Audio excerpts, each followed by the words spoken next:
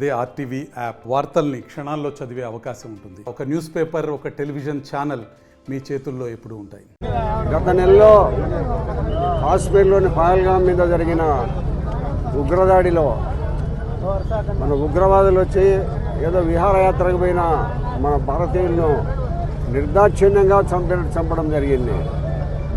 భర్తను భార్య ముందరే చంపినాడు, భార్యను భర్త ముందరనే చంపినాడు.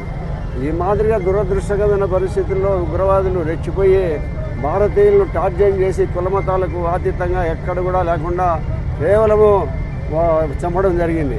కాబట్టి మరి ఇటువంటి పరిస్థితుల్లో భారతదేశం కూడా అన్ని దేశాలతోనూ సంప్రదించింది. ప్రపంచ దేశాలన్నింటితో కూడా ఉగ్రవాదం అనేది ఉండకూడదని మాట్లాడుతున్నారు. ప్రపంచ దేశాల్లో ప్రతి ఒక్క దేశం కూడా ఉగ్రవాదాన్ని నిర్మూలన చేయాలని ప్రపంచ దేశాలన్నీ మాట్లాడుతున్నాయి. అటువంటి ప్రపంచ దేశాల అండ తీసుకొని ఎక్కడైతే పాకిస్తాన్లో ఉగ్రవాదులు 9 ప్రాంతాలలో వాళ్ళు కాపురాలు ఉండి అక్కడి నుంచి ఆయుధాలు తయారు చేసి భారతం మీద వాడు దాడి చేస్తున్నారనే పరిస్థితులు మన ఇండియా సైన్యం, మన సైన్యం అంతా భారత సైన్యం తెలుసుకొని కేవలము వాళ్ళ ఉగ్రవాదుల ఎక్కడైతే ఉన్నారో వాళ్ళ మీదనే దాడులు చేయడం జరిగింది. దాదాపు ఉగ్రవాదులు 80-90 మంది చనిపోవడం కూడా జరిగింది. కాబట్టి పాకిస్తాన్ నిన్నటి దినము మరి పౌరుల మీద దాడులు చేయడం మొదలుపెట్టింది. కాశ్మీర్లో కానీ, మన రాజస్థాన్లో కానీ, మన పంజాబ్లో కానీ ప్రజల మీద దాడులు చేస్తుంది. మనం కేవలం ఉగ్రవాదులు ఎక్కడుంటే అక్కడనే దాడులు చేస్తున్నాం. ఉగ్రవాదులను నిరంతరము ప్రతిఘటిస్తున్నాం. ఒక్క అణు విద్యుత్తుకు సంబంధించింది భారత సరిహద్దుల్లో కూడా రాకుండా వాళ్ళ దేశంలోనే కూల్చివేయడం జరుగుతుంది. మన సైనికులు వీరోచిత పోరాటం చేస్తున్నారు.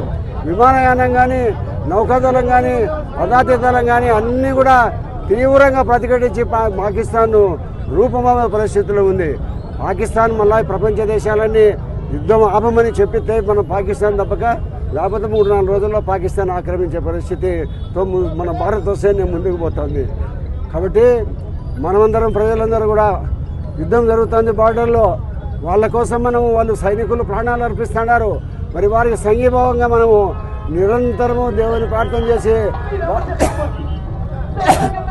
ఉదయం లేచినప్పటి నుంచి సైనికుని మంచి జరగాలని, భారతదేశము వెంటనే గెలవాలనే నిర్ణయం అందరూ ప్రతి ఒక్కరు కూడా మాట్లాడుకొని సంఘీభావం నిలపాలని కూడా కోరుకుంటూ ఇది ఇంకా ఎన్ని రోజులు జరుగుతుందో జరిగినన్ని రోజులు మనం సంఘీభావంతో ప్రభుత్వానికి, సైనికులకు మనం వెంట ఉండి అన్ని రకాల అండదండలు అందియాలనేది ప్రతి ఒక్క భారతీయులు కూడా కోరుకుంటూ 140 కోట్ల మంది భారతీయులు మీ వెంట ఉన్నాం. సైనికుడా ఎరవకును, ముందుకు పో, మేము ఉన్నాం.